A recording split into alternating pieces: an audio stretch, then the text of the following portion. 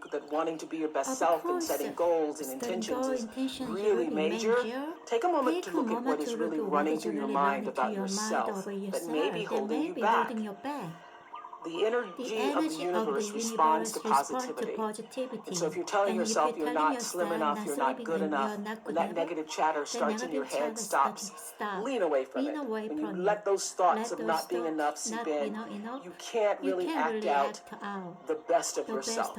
So your actions must be in alignment with all the goodness and strengths that you know to be true about yourself. Life is like a wave, and you ride it through the ups and downs, steady times, and you anchor yourself in the storms. A mistake is a life experience designed to move you in a different direction. And a mistake might be more important to your supreme destiny than even a triumph. Know that your life is way bigger than any one experience, so when those mistakes happen, you use them to guide you to the next right move. What mistake or mistakes have you made in your life that you need to, number one, forgive yourself for? And what mistakes turned out to be blessings in disguise? It's all about progress, not about perfection, because nobody's perfect. It's about progress. I believe that when you're fully present, that's when you're actually fully alive. You're clearer, you're more calm, you're not distracted and able to experience all the nuance and wonder of a life more awakened. So when we can just tune into what's just in front of us, life becomes simpler and less crowded with the to-dos, the what-ifs, and the why-nots. And when you need to focus on what to do or what to do next, the focus is just that. So deeper human connection comes from that way of operating in the world. And the now becomes your everything. Now, this is what I know, that it's one of the most impactful spiritual practices, knowing the power of now. Because the only moment we all have, you have, I have, is now. Past, already gone. The future, not even your next breath guaranteed. Letting go of energy that's clouding your vision and holding you back. It's a life practice that I learned long ago that has freed me, so many ways. It's a fact that holding grudges against somebody who's done you wrong, or revisiting hurtful situations in your head over and over, only weighs you down and prevents you from being who you're meant to be right now. Because you're still energetically holding on to the past. The energy that you put into constantly rewinding to the resentment. Why did they do that? Why did they say that to me? I didn't deserve to be treated that way. All of that only keeps you stuck. It will never change what happened. You gotta press stop and reject the urge to keep replaying so that you can then fast forward into the now for yourself. A lot of people think that holding on to things that disempowered them is going to somehow magically turn it around. You have to release the notion, give up the hope that the past could have been any different. And you also must release the idea that people do what you might do in any given instance. This is a big one. I had to learn and relearn before I actually got it. Expecting people to do what you would do in a situation only leads to your disappointment. Not theirs. They're going on with their life. So let people be who they are, and either you accept it or you don't. Not doing that keeps you stuck in a circumstance that actually costs you time, costs you energy. And I can guarantee that oftentimes the person on the other side of the bitterness you're holding on to, they're not even thinking about you. In fact, they probably have just moved on. They certainly aren't obsessing the way you are. Think of it like letting go of any bad habit that just doesn't serve your well-being. Not an easy task. Taking the road to a more enlightened, healthy existence never is. So this is what I want to ask you to ask yourself. Why am I holding on to this? How is this serving me? And really think about the answer. Maybe it makes you feel validated. Maybe it makes you feel righteous. Or maybe taking on the pain is your way of recognizing the injustice so that even though it won't be made right, it can at least not be forgotten. It's very difficult for me to see myself as successful because I still see myself as in the process of becoming successful. To me, successful is getting to the point where you are absolutely comfortable with yourself. And it does not matter how many things you have acquired. If you've wanted to start an online business but you haven't already got a product to sell and you're not sure where to start, then I hope this little... The ability to learn to say no and not to feel guilty about it, to me, is about the greatest success I have achieved. It's the same thing that prevents you from being abused as a child, that prevents you from being abused as an adult, that allows you to build success for yourself. I will not be treated this way. I demand only the best for myself. You are worthy to say no. That it's okay if you say no. It's okay if you say no and then people don't like you. That's really okay. The important thing is how you feel about what you're doing, how you feel about yourself. It's a long struggle, though. It's a long struggle. And I'm just hoping that, in the work that I do on the show and the speaking that I do around the country, and that young people who are watching this can get the lesson sooner than I did. Because it's painful, because you keep repeating it over and over and over until you get it right. And what I found is that every time you have to repeat the lesson, it gets worse. Because I call it God trying to get your attention, the universe trying to get your attention. So we didn't get your attention the first time, so we're going to have to hit you a little harder this time. So I'm still doing it. I'm still learning. Turn your wounds into wisdom. You will be wounded many times in your life. You'll make mistakes. Some people will call them failures. But I have learned that failure is really God's way of saying, excuse me, you're moving in the wrong direction. What is the truest, highest vision that you hold for yourself? No matter where you are in your life, there's always the next level. There's always the next level to the last breath. So I feel that I always knew that I would be done with the show when I felt like, I've said as much as I could say here on this platform. So I feel that until you have used your value as a human being, you're not done. I teach them that there is no life without cultivating a spiritual life, because you are first and foremost a spiritual being having a human experience. And if you lose sight of that, it's easy to get lost in the world, and no one can save a world that they're lost in when they've lost sight of their own North Star. So having a spiritual life actually means actively and ritually creating the space in your life all the time for gratitude, for kindness, for empathy, for inspiration, for joy, and for reverence for life in the home of your soul first. And then working to spread that inner joy outward. It means slowing down. It means taking in the moment. It means being exactly where you are, not distracted somewhere else. It means knowing who you are and getting about the business of fulfilling why you really came to our planet. It is your job to make yourself whole. Not perfect, but whole and full. Your real work in life, your real work, is to fill yourself till your cup runneth over, so that you're never grasping and needy, clamoring and insecure. When you're saying, I know who I am, and I'm telling you, it's the thread that runs through everything. It's the thing that allows you to stand in your own truth. And one of the things for years that Maya Angelou used to say to me is, baby, you need to know that you alone are enough. You alone are enough. What I know for sure is that in this world, time is moving on, and it's our most valuable commodity. You can never get it back. So staying in that loop, playing it over and over in your head of hurt, only amplifies your pain. Let it go. Exhale, make room in your heart for something that is uplifting. Surround yourself with people who want the best for you. You have the ability to shift the DNA of your spirit and control how you perceive life. So why not lighten your load and let it go. Living integrity means living in a way that honors your truest self. It's doing the thing that you know you're supposed to do.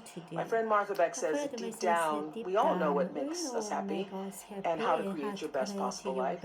That knowledge is actually coded into your very nature. But I also know how challenging it can be to listen and trust your own inner voice, especially when you feel the pressures of what everybody else thinks you're supposed to be doing. You're supposed to get married, you're supposed to stay married, you're supposed to have a baby, you're supposed to have a picture perfect home. But here's something that I'm hoping you all will realize for yourself. Sometimes it takes doing the things that people or society say you're not supposed to be doing to find out what is true for you. What are you really supposed to be doing? For example, at the very beginning of my career, some of you have heard the story, I worked as a news anchor and reporter in Baltimore. It taught me a lot about life. During that time, I knew I wasn't being my authentic self. I didn't like doing the news. I just didn't like it. But the voice of my father, who thought he knew what I was supposed to do, and even my own voice saying, wow, this is an important job. My father was saying, don't you give up that job, girl. You're making $25,000. You're never going to make that in 1 year. So eventually, my bosses let their feelings be known. They took me off the news and put me on this local talk show called People Are Talking. And when that decision was made at first, I thought it was a demotion. But after one day on that talk show, I felt so energized and so fueled. I knew that I had come home to myself. And that's what living integrity, even in your work, feels like. So trust me when I say that only you know what that feels like for you. And with that in mind, I want us to be more in alignment with the truth for ourselves this week. Who you're meant to be, who you are right now. What have you been waiting and wanting to do? All those insights should fuel your decisions about how you move through the world right now. Pay attention to what makes you feel lit up from the inside. Examine any moments when your head saying one thing and your spirit is saying another. And everybody has a different talent. And the reason we're all so messed up is because you're looking at everybody else's talent and wishing you had some of their talent. All the energy that you spend thinking about, wishing about, being jealous of, envious of anybody else is energy that you're not only putting out is going to come back to you negatively, but you're taking that away from you. All your energy should be forced on what do I have to offer? What do I have to give? How can I be used in service? Because Dr. King's message of not everybody can be famous, but everybody can be great because greatness is determined by service. And there is not a job in here that you can do that you don't switch the paradigm to service and not make that job more fulfilling. I don't care what the job is. If you say, if I look at this from how do I use this in service to something bigger than myself, it no longer becomes a job. It becomes an offering to the world. There is not one thing that has ever happened to you. Not one experience, not one encounter, not one crisis, not one joyful thing that hasn't happened just to make you better and help you rise. Every single thing you're calling in, whether you know it or not, when you figure out that you are calling it in, you actually start meditating or praying or doing or having a spiritual practice, which is the number one thing you need if you want to be successful in the world. You need something that gives back and nourishes you. Regardless of what you call that, you need to fill your cup so that you can be so full, your cup runneth over and you have enough to give to other people. If you don't fill your cup, you end up dried up. You end up tired, exhausted, and don't have enough to give to other people. You end up resentful every time somebody asks you because your cup is empty and now they want some of yours. So your number one job is to fill your cup and make yourself whole.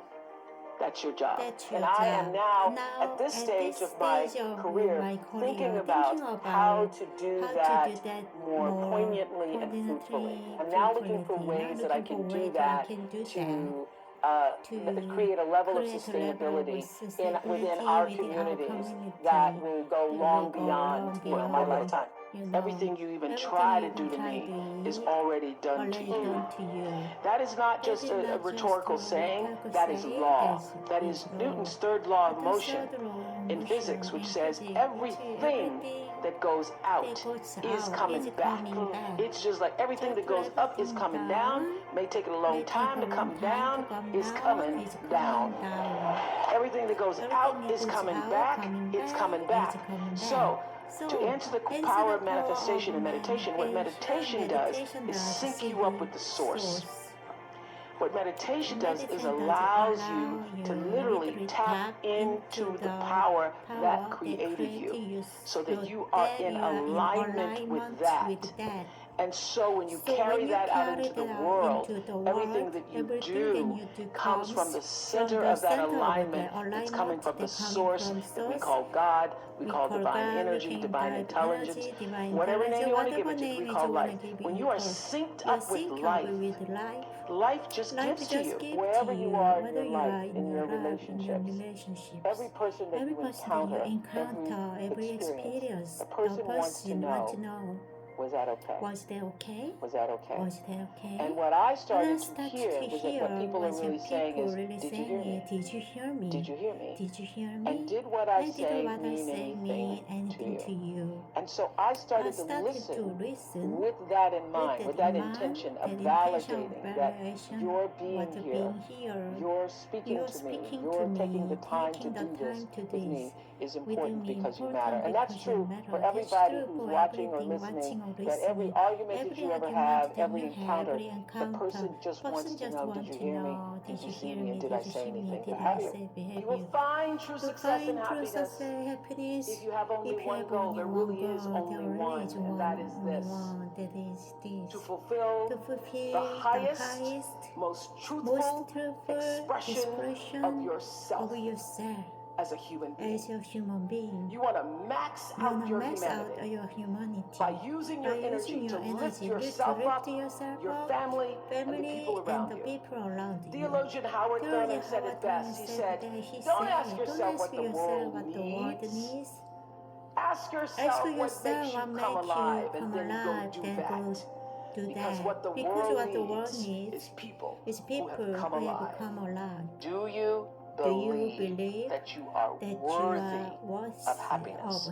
Do you believe that happiness, success, abundance, comfort, fulfillment, peace, joy, love is a part of your birthright? Is that what you believe? Or do you believe something else? Because you will manifest the life that you believe. I've always known that no matter what my belief is, I'm going to be all right. Empowerment is authority.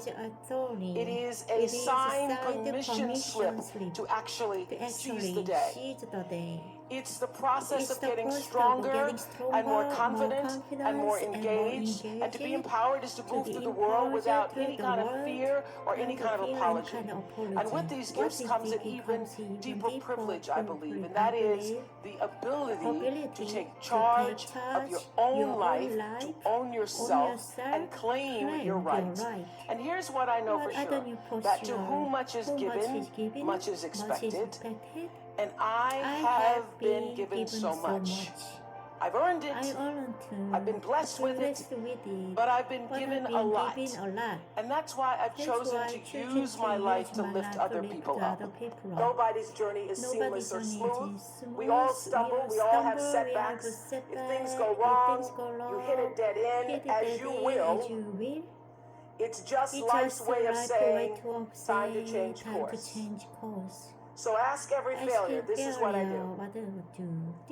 Every failure, every crisis, every difficult time, I say, what is this here to teach me? And as soon as you get the lesson, you get to move on. If you really get the lesson, you pass and you don't have to repeat the class. If you don't get the lesson, it shows up wearing another pair of pants or skirt to give you some remedial work. And what I found is that difficulties come when you don't pay attention to life's whisper. Because life always whispers to you first. And if you ignore the whisper, sooner or later you'll get a scream. Whatever you resist persists, but if you ask the right question, not why is this happening, but what is this here to teach me? What is this here to teach me? It puts you in the place and space to get the lesson you need. I have always known this about celebrity. The real power of being somebody that somebody knows, and I really think that the only difference between being famous and not is that more people know your name. So the only difference between understanding that is understanding that what Selma has done, what Susan has done, what Anna has done, Rebecca has done, what Jim has done, what I've done, you too can do. Because true philanthropy comes from living from the heart of yourself and giving what you have been given. How will you do that? How will you use your personality, the energy of your personality, to serve that which is your soul's calling? I know this for sure. Any life, no matter how fantastic it is, how glorious it seems, how much attention you receive, how much square footage you have, any life and every life is enhanced by the sharing and the giving and the opening up of the heart space. Your life gets better when you can find a way to share it with someone else. So what we've done, you can do. The real empowerment comes when every person leaves this room and makes a decision. Maybe that decision is that you will write a check and support some of the wonderful organizations you've heard here today. But the true decision is, how will you use yourself? How will you use everything that you have been given to serve that which is greater than yourself? How will you use that to become truly, authentically empowered? Now, it is a beautiful thing to receive an award and to be on the cover of Variety. Thank you very much. It's a beautiful thing. But the true reward is in the lives that you are able to touch and the people who you know you have impacted. I live and move and have my being. And you want to know why I am really so successful? I knew that at 4 years old. I knew that when my grandmother said, "You better watch me now, because one day you will have to learn how to wash these clothes and hang them up like this. So we had to watch how I hold these clothespins in my mouth like that." And the reason I could do that is because spirit, otherwise known as intuition, my instinct said, that's not going to be my life. So, we all have that spiritual side. And this lesson tonight is about connecting to it. I believe that beneath the surface of all physical problems is a spiritual solution. There is a spiritual solution. Why? Because you are a spiritual being having a human experience. That's the beginning of understanding spirituality. You are a spiritual being having a human experience. And I would say reading is the strongest signal for success in the future that I've ever seen. It is the strongest. I got my first job in radio when I was 16 years old, because I've been broadcasting since I was 16 years old. But my first job I got because I was a great reader. When you are a great reader, you can articulate and speak and command the English language in ways that other people cannot. And people think you're a lot smarter than you are. Lots of times, because you're a great reader. If somebody ever says to you, if you're ever rejected in that way, you never, ever forget it. I said, but it's okay. I did okay. You did okay. It's all right. But the answer to your question is, if you can find what is your passion, if you find what you love, you never get tired. Or if you do get tired, you're fueled by the energy of your work.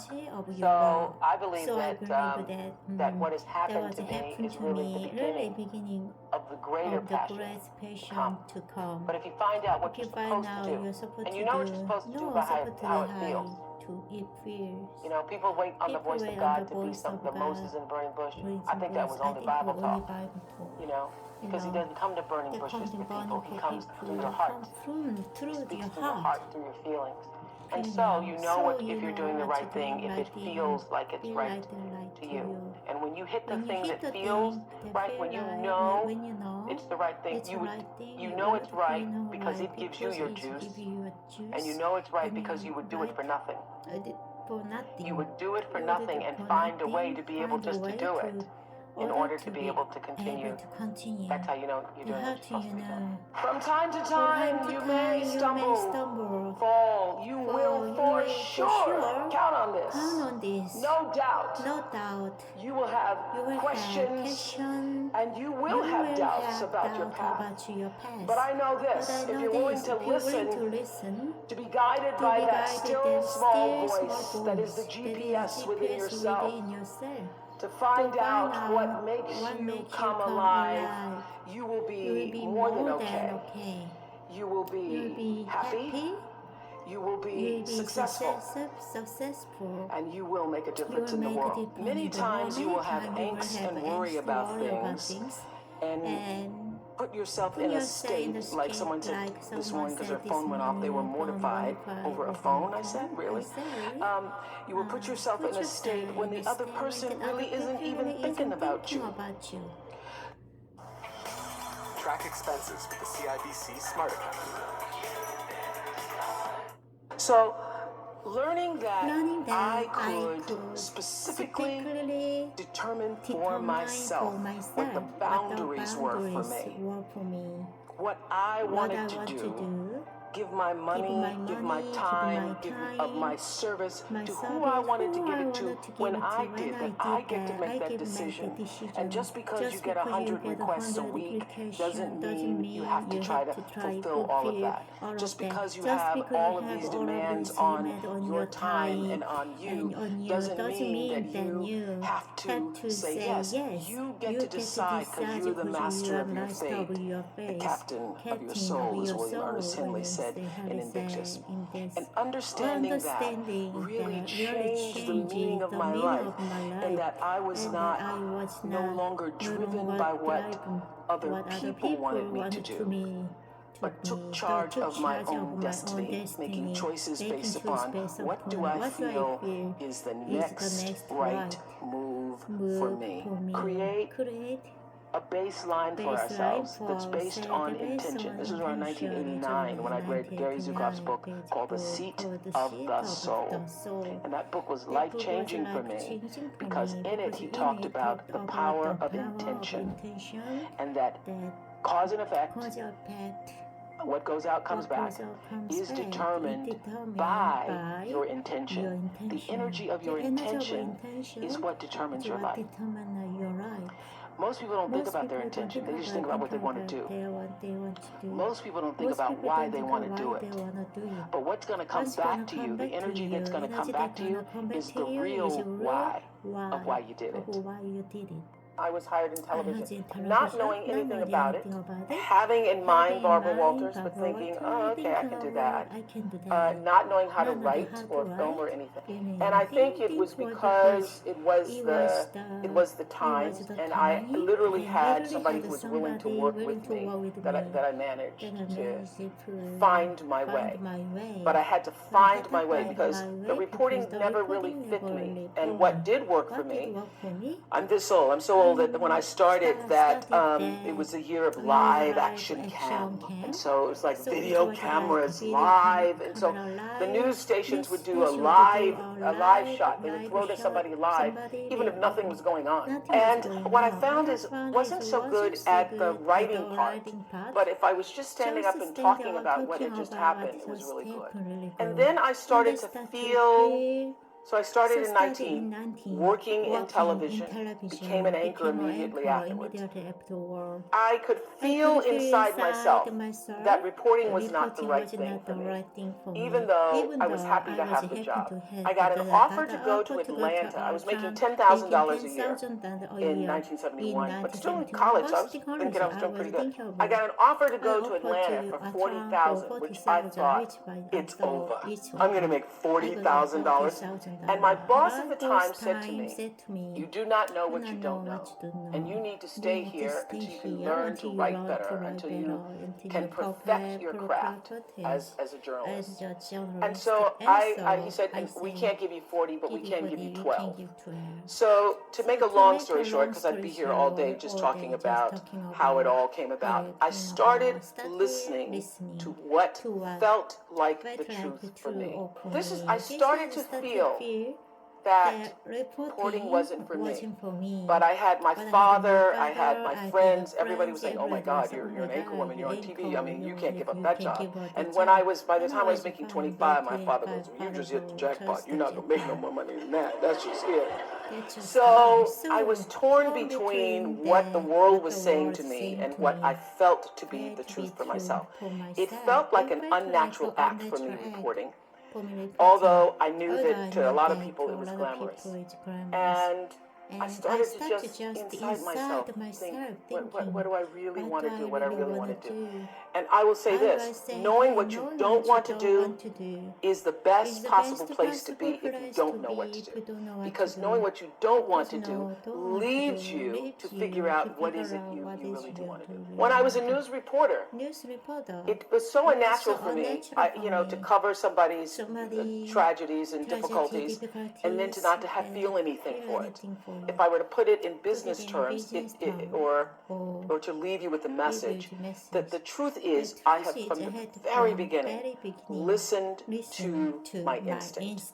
All of my best decisions in life have come because I was attuned to what really felt like the next right move for me.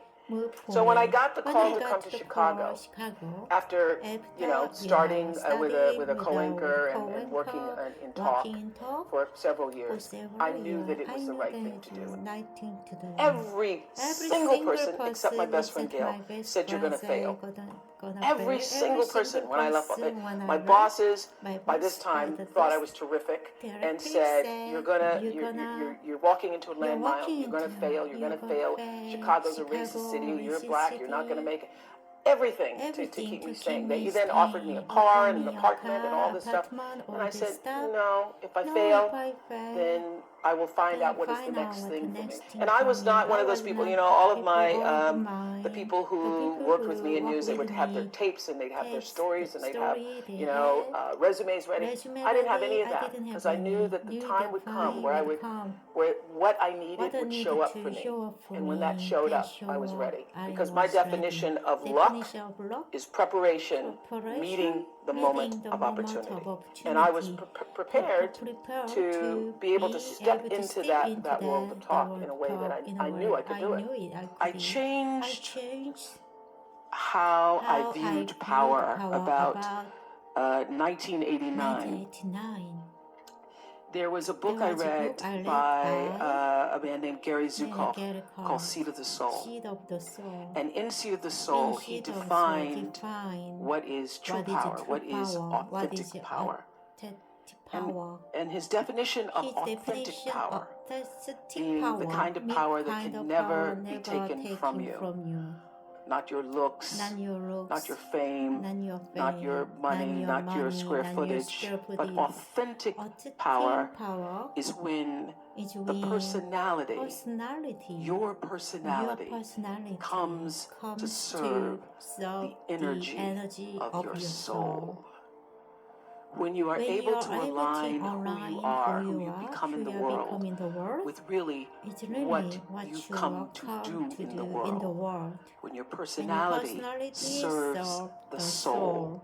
So I thought a lot about that. That book was actually life-changing for me. And I was building a home in Santa Barbara. And And as anybody as who's ever anybody who built a has bathroom built or a home or bathroom or anything, nothing ever happens on time. And it was 2002, and we were supposed to be finished, and it wasn't finished. And I was like, I can't wait to get in my house, and I'm finally going to have a great Christmas, and I'm going to do the kind of Christmas that I dreamed of from the Currier and Ives, cards. So I'm going to have the wreaths on the door, but I didn't have a floor, so it's a little difficult to do that. So I started to think, if I can't do that Christmas, well, what am I going to do for Christmas? My house isn't even ready, and what can I do? So I started, as I was walking around through the trees, sitting under that tree, because my favorite time is to be alone with my thoughts. And as I was alone with my thoughts, I was thinking, what would be the next best possible Christmas for myself? And I thought of the best Christmas I ever had. The best Christmas I ever had was when I was 12 years old. My mother was on welfare. I was living with my mother and a half-brother and sister in Milwaukee. My mother called me, the oldest, to say, into a room to say, we won't be having Christmas this year. I said, we won't be having Christmas. What about Santa Claus? There is no Santa Claus. I had already figured that out. Okay. It's okay, but I was embarrassed and I was ashamed because for the first time I had to face the reality that, what I've been suspecting, that we're not like the other kids, that we really are poor, is true. So we're not going to have Christmas, and there is no Santa Claus. My first thought, after being embarrassed and ashamed, was, what will my story be? What am I going to tell everybody when we go back to school and they're showing their toys and I don't have anything to talk about? What am I going to do? I'm not going to go outside tomorrow when everybody's out in the yards, in their yards, showing the toys they got for Christmas. I'm going to stay inside. Am I going to pretend I'm sick? What is my story going to be? Well, late that night, some nuns showed up at our house, and they brought a basket of food, and they brought toys for my brother and my sister. Here's one thing you need to do before buying anything online. Don't spend another dime on Amazon until you watch this. And I was overwhelmed with joy that those nuns showed up. Not because they brought me a Tammy doll when I really wanted a Barbie doll. I was overwhelmed because somebody remembered that we existed, and somebody cared enough in the middle of the night to come to our house with food and toys. And also I would now have a story.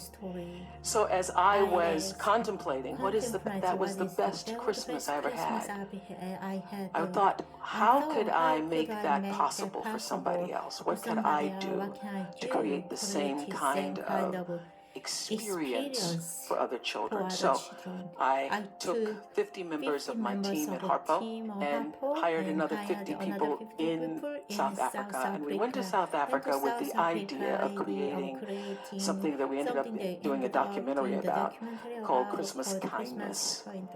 Christmas Kindness, using my personality to serve the energy of my soul. So we went from village to village, offering toys and clothes, food, soccer balls to children who never experienced Christmas before. And early in the morning, you could see them lining up by the thousands to come. And we actually went to 10 or 12 villages to do this. And people said to me at the time, oh, that's so frivolous, and the kids won't remember it, and why don't you use your money to do something else more substantial, Oprah? And I said, they may not remember the toy. They may not remember the clothes, although they were most excited, the children, to open boxes containing clothes because, as their caretaker said to us, having new clothes make them not feel poor. And for so many of these kids, it was the first time they'd ever experienced having something that was new for them. They may not remember what they got in the box, but they will remember that somebody remembered them. They will remember the experience. I know you all have heard the phrase, everybody makes mistakes countless times in your life, and maybe even said it to console someone and encourage them to not dwell on a misstep. So I'm asking today, why do we let our mistakes overshadow our good decisions and accomplishments? What I know for sure is that mistakes are here to help define us. And when I started the Oprah Winfrey Network, I definitely made some mistakes, some missteps. Some We launched before we were ready, we ready. and I gotta tell y'all, if I knew then what I know now, I would have done a lot of things differently. I remember saying at the time, if I was to write a book about it, I would call it Mistakes 101. Sometimes when you aren't listening to those inner voices and the knowing of your own purpose, you can get off track. And even when I know how to listen, sometimes if I don't listen, whoa, I get off track really quickly. You can get in the wrong relationships, or you can do things prematurely, get yourself off track. Well, this is what I know. Every perceived mistake can be an opportunity to know better and do better. And from that perspective, there really is no such thing as failure. We may perceive it that way in the moment, but things always turn around and eventually lead you to the path that you're supposed to be on if you're paying attention. What are you here to do? What are you here to fulfill? What are you here to offer? Maybe it's friendship, companionship, leadership. Maybe you're all the ships, including the mothership that's always steering things forward for the rest of the people in your life. Well, I want you to know this for sure. Life is like a wave. You ride it through the ups and downs, steady times, you anchor yourself in the storms. A mistake is a life experience designed to move you in a different direction. And a mistake might be more important to your supreme destiny than even a triumph. Know that your life is way bigger than any one experience, so when those mistakes happen, you use them to guide you to the next right move. Learn from it, ask, what is this here to teach me? And then let it go. Because you're always where you need to be. My favorite quote from Eckhart Tolle's A New Earth has gotten me through many a mistake and many a storm. It says, life will give you whatever experience is most helpful for the evolution of your consciousness. And how do you know this is the experience you need? Because this is the experience you are having at this moment. That knowing has helped me through many a moment. I never knew what a brand was when I first started out. I didn't even know what that was. I became a brand by making every decision flow from the truth of myself. Every choice I made for every show that was going to be on the air, I made based upon, does this feel right? Does this feel right? Does this feel right? Is this going to help somebody? Is this going to help somebody? That's not going to help somebody. And I learned my biggest teachers were people like the Ku Klux Klan and skinheads, because I was sitting on television one day doing an interview with the KKK. And I realized in that moment that the energy that I was broadcasting throughout the world was energy that I did not want to be a part of. And so I literally, in the middle of a commercial break, I just thought, I will never do this again. I will only allow my platform to be used for as a force for good, and that there are many forms of the KKK, even if it's not called that. So I really made a conscious decision to use myself and to use the platform for that which I thought was going to enhance, enlighten people in a way. So that's the difference. In that moment, I stopped being used by television and made a decision to use television. Does this happen to you? The older you get, find it hard to believe the number because you still feel like you've always felt. At the end of this week, I'm turning 68. I can't even fathom that number because when I was much younger, 68 felt not just old, it felt ancient. And now, this is what I know. It's just a marker how many trips you've been around the sun, because we get to determine what that number means for each of us. Good friend asked me recently, did I consider myself retired? I said, no, I don't. Not a word of my vocabulary. Although I no longer do the show that was a mainstay of my career, I refocused my energy elsewhere, and I'm always staying open to new possibilities and opportunities.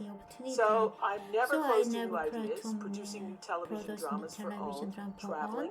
So for me, as I approach yet another turn around the sun, I truly believe that many more delights are ahead, and I hope that you all feel the same. Barring major health setbacks, age is whatever number you choose to feel. Gail says she feels 45. I don't even have a number because I just feel like now, I just feel the like present moment, now present because that's all moment we ever because have. that's all The past we is have. gone. The Past future's not gone, promised to future anybody. not And when the future does promised show up, to it's show still up. going to be the Still now. gonna So be I live for, I live for celebrate, and consistently celebrating, remind myself considering, to remind stay in myself, this moment, moment today. doing whatever Whatever this moment this requires, moment giving it my requires, full giving attention. my And in this full moment, I feel connected connect to the the source of all source of things. I all feel things, be wise wise, and peaceful peaceful, and and content. And content. yet, this Yet, moment allows me to see see it's never too never late too to reach a late new to height reach a new that you height. never thought Never possible, thought or achieve a new possible, goal. achieve a new It can goal. be as small Can as be picking up a small new as hobby to picking add a little hobby, more joy in your joy day, in your day, as radical as moving radical as across the moving country to across pursue the country life to you've always wanted. or Whatever whatever you dare you to dare desire, to I desire, encourage you to I pursue it in encourage the hopes you of starting a starting next chapter a that is next bigger and chapter fuller fuller than than anything you've lived anything thus lived far. this part. So just keep growing and becoming more of yourself. That's the goal. That's Through your goal. relationships, through Relationships, challenges, through through victories and challenges, setbacks, big and small. big and To small. recognize you aren't just living just out your living days. out your You day. are life. You are life, Expressing yourself through your physical body, through the physical your body, personality, your your emotions. personality, your And it's emotion. never too late Never to too take the late to reins. take The the famous reins, lines the of Invictus. line, the You are the victims. master of You your are fate. master of your You are the face. captain You are of your captain soul. of your soul. You know, Maya Angelou You said know, to me years ago when I'd come back from doing my school in South Africa, the opening of the school, and she wasn't able to attend, so I came directly from South Africa to Maya's house, Jay, and I was sitting at the kitchen table, and she was teaching me how to make biscuits, and I said, "Oh, Maya, the school's going to be so. That school's going to be my legacy. It's going to be incredible." And she said, "You have no idea what your legacy is going to be, because your legacy is every life you touch. Your legacy isn't one thing. Your legacy is everybody who was moved, who watched your show, who went back to school, who got out of a domestic violent relationship, who changed the way they saw things. What I realize is that if you come into success and fame, and particularly fame, because fame is its own world and definition, because it really is based upon what other people think of you. So, because fame isn't what you think of yourself, it's what other people think of you. If you come into that and you don't have a grounded, centered self, you will be controlled by the outside instead of the inside. And if you come into that not in the fullness of knowing who you are and what you're supposed to do with that fame. People have made a lot with Wonder. And it's not just food. It can be anything. Discover fan-made creations at wonderbreadshop.com. It starts with wonder.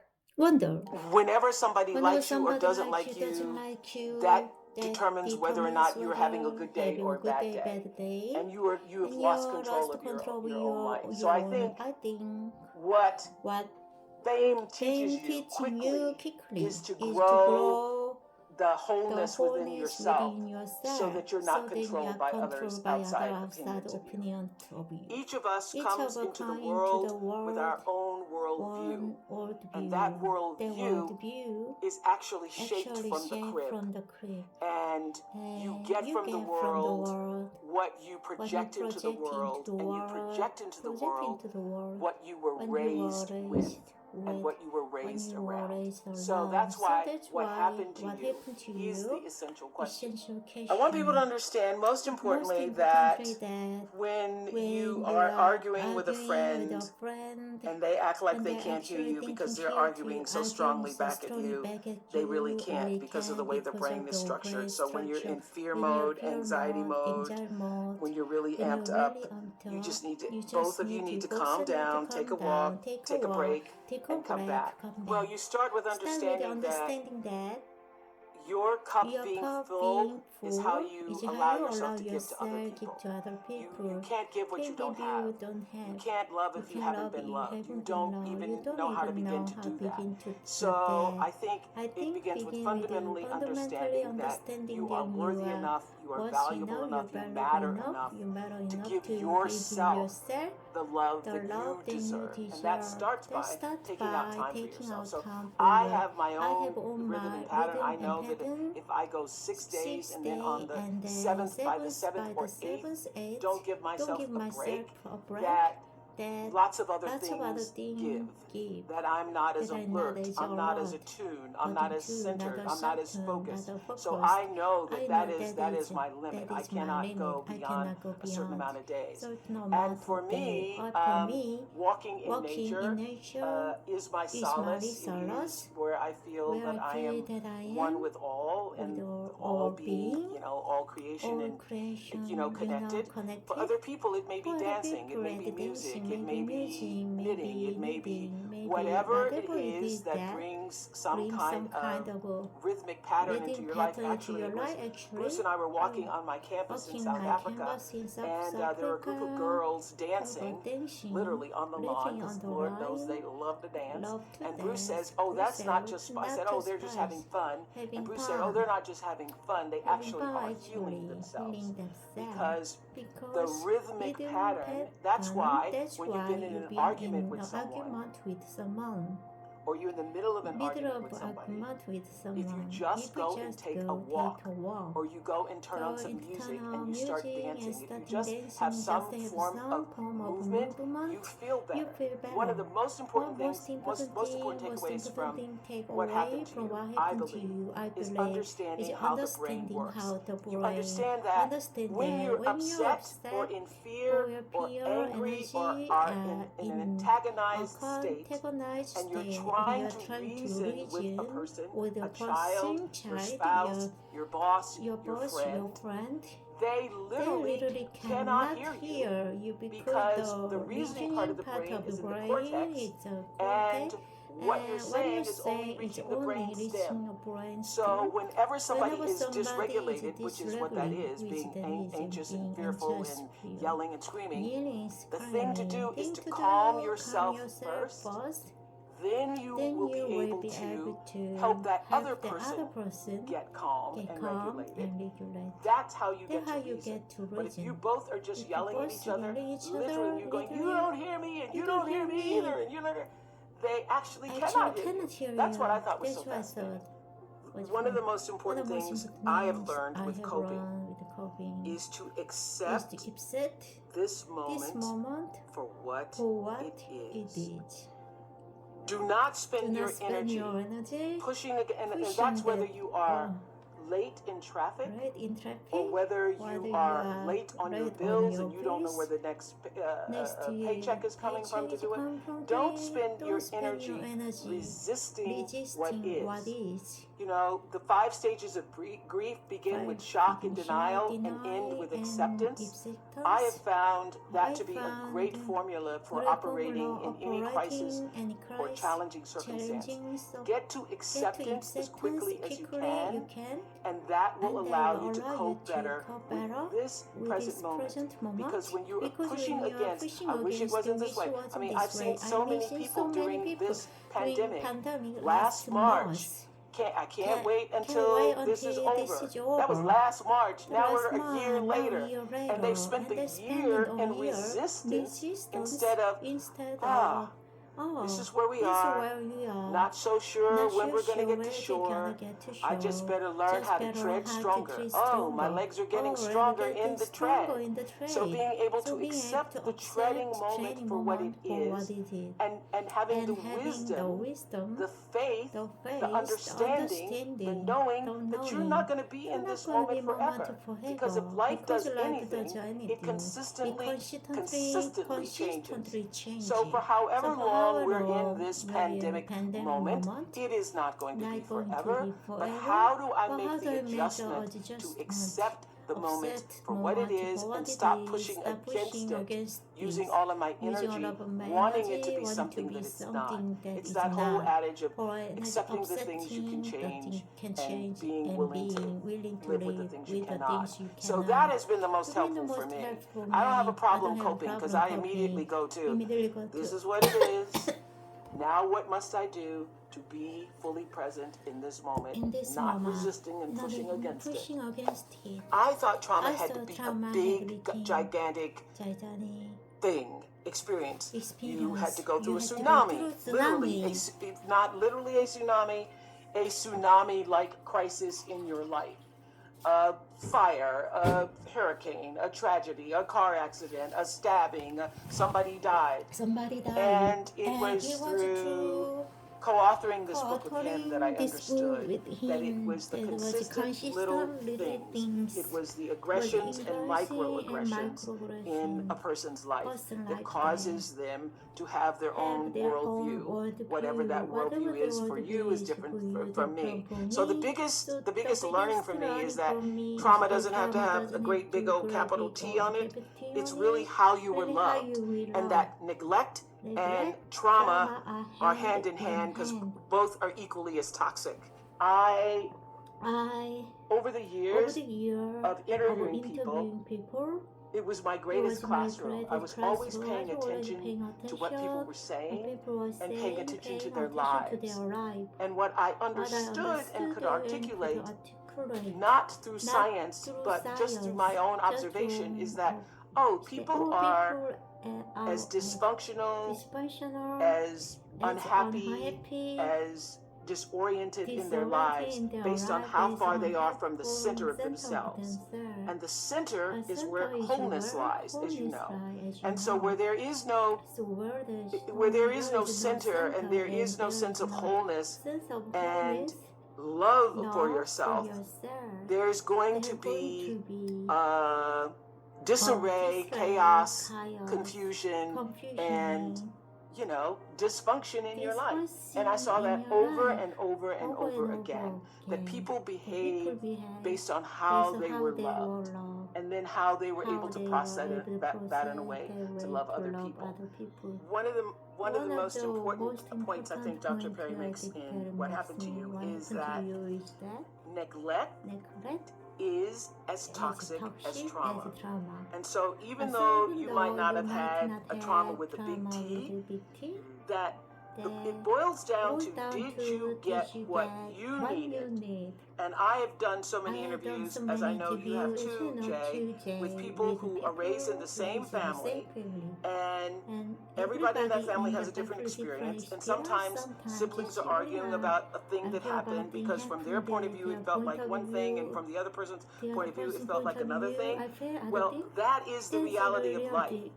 That you can have 2 children, 4 children, 6 children raised in the same household, and they experience the love of their parents differently. And not all the kids could have gotten what they needed, and some of the kids got what they needed. So neglect is you not getting what you needed for your worldview, for your personal approach to life, your sense of self-value, your sense of self-esteem.